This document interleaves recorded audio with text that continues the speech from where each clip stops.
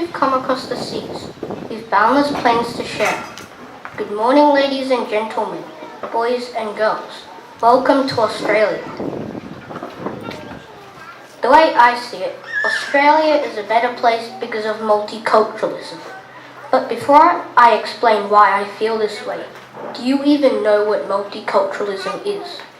Well, I'm here to inform that it means a group of people together from many different countries who are lucky enough to share their different traditions and values. Have you ever seriously thought about people sharing their culture? The first thing that comes into my mind is our country, Australia. Australia has many cultures represented, such as Chinese, Indian, Aboriginal, American, Korean, and so many more. Why am I so keen on multiculturalism? Because it means everybody will understand, appreciate, and tolerate each other. Additionally, many great Australians have originally come from countries overseas. These individuals have made Australia a much better place for us all. One person who comes to mind is Victor Chang, who was a Chinese-Australian cardiac surgeon and pioneer of modern heart transplants. He was born in Shanghai in 1936 and grew up in Hong Kong before moving to Australia, and made a fantastic difference to the lives of many Australians, as well as advancing medical research around the world. What is the history of multiculturalism?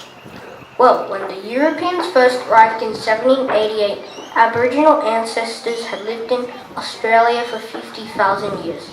Chinese people arrived in the 1850s gold rush. After the Chinese, many South Sea Islanders came to work in the cane fields. Then after World War II, millions of migrants came from Europe. Lately, we have seen immigrants coming from Vietnam and people fleeing from the Middle East. This is what makes Australia great. However, the history of multiculturalism has not always been so enlightened.